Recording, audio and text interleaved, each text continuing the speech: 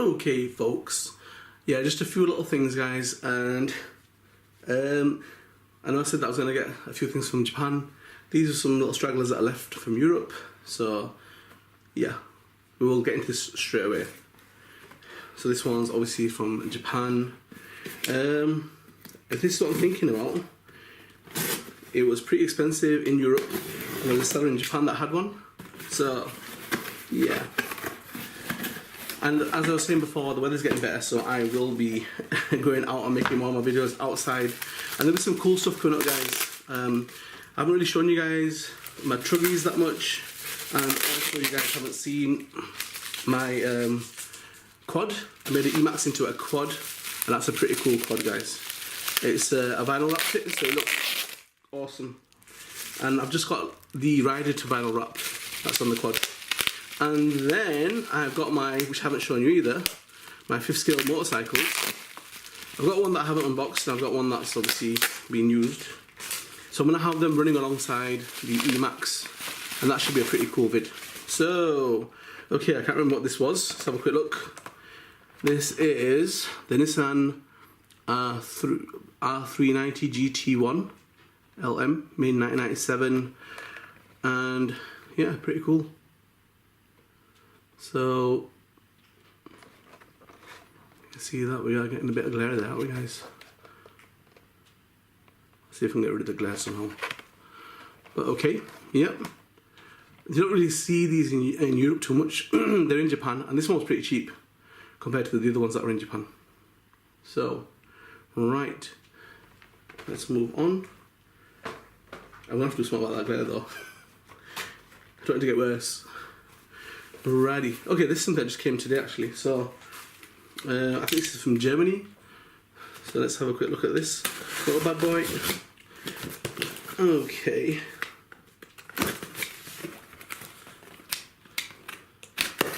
Careful not to cut your fingers off, I need them. Right. Well packed. Yeah.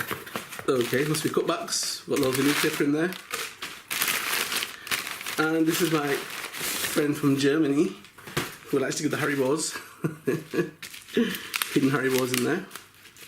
And this is a shell that you could get in Japan, but it was classed as rare.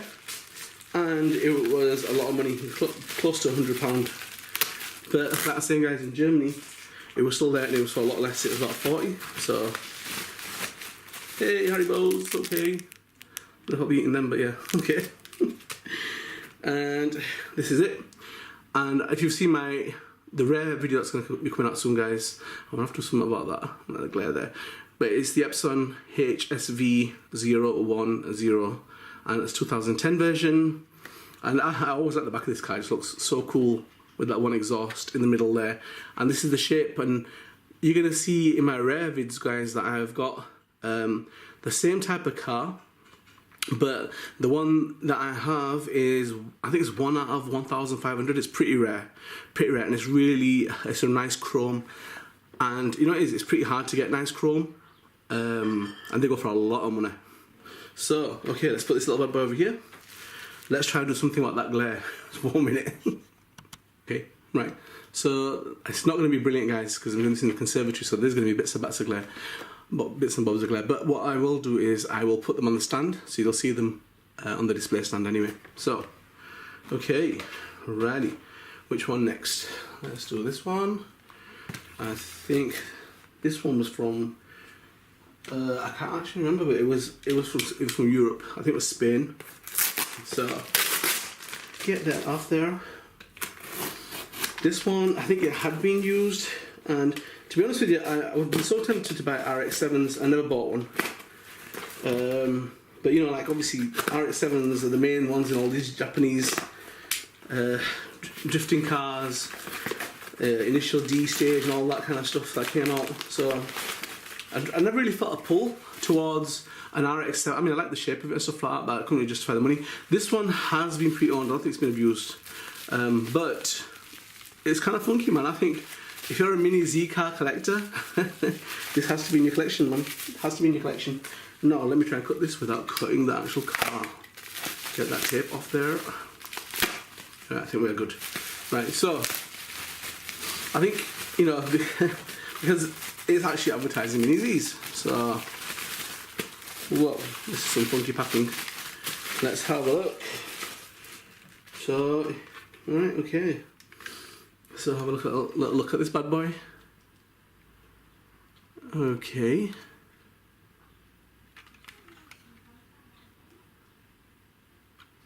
On the back. And yeah, so this is kind of special to people that are into Mini Z's because it's actually got the Mini Z logo on it. So it's like sponsored by Mini Z, which is, you'll never really see an RX-7 like that. Get into RC with the Mini Z. So it's obviously a Kyosho type and branded car with some funky, I mean that's quite unique as in the decals on this car, and this is like a one of a kind. So I don't think it's come with the options of having the lights up, but yeah, it's funky. I mean that's something that you probably would want to have in your Mini Z collection. I'm gonna drop it, just got it. But yeah, it's probably a little bad boy you would want to have in your Wii collection if you were doing Mini Z's, but yeah, it's quite nice that. Okay. Might split this up into two parts, guys. So if I stop it here, right, because I don't want it to go too long, I know my videos get a little bit long. If I stop it here, guys, just get ready for the next one because it'll be these two packages that are left. Okay, right, so that'll probably be part 2 of this. Okay, and here we've got the Mazda RX-7, and this is completely kitted out as a Mini Z advertising machine. So nice little wheels. It seems to have drift wheels on it. I won't really know until I take it off and have a look. But I think it's a nice little colour scheme that they've got going on there with this black and greyish kind of colour. So yeah, it's pretty unique. I don't think it comes under the rare ones, but it is a rare little machine. Even though it's not officially rare, pretty hard to get hold of. I had to get that from Europe. In Japan they were just too high. I mean the pricing would just have gone crazy for it. So yeah, nice little machine. What's the dog barking for outside? Okay, right. So yeah, little beauty there, guys. A little gem. Nice little addition to the fleet there. Okay, guys. So here's the Epson, and like I was saying, that it's kind of rare in Japan at the moment right now, and I only saw one on eBay, and it was what they were asking for some good money. It was about £100. So generally this HSV shell is a decent shell, guys. The spoiler on the back and that one exhaust just looks crazy. They had an energy version in silver, really nice, and obviously this one nice as well. And like I said, I've got the Kaihin one, which is 1 out of 1500 in chrome. It's pretty hard to get hold of nice blue chrome shells in the Mini Z versions, but they are amazing. They look really cool. It's got different wheels and obviously completely different setup for the decals and everything. But yeah, nice machine, nice machine. So yeah, nice little addition, guys, to the Mini Z beasts. Okay, let's move on. Okay, no real display case for this one, but again, I think this was released by Route 246.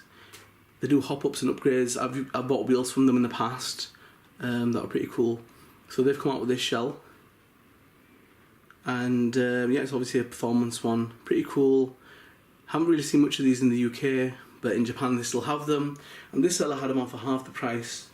It's a Japanese seller that the others had it on for. And that reminds me, actually, I've got one or two things apart from the big shipment that's coming from Japan. There's about two. There's a BMW coming and there's an NSX police car, which is pretty cool. Because I've got the American version. I thought if I ever did like a Japanese race setting, I could put the Japanese police car in that. Okay, right, let's get on.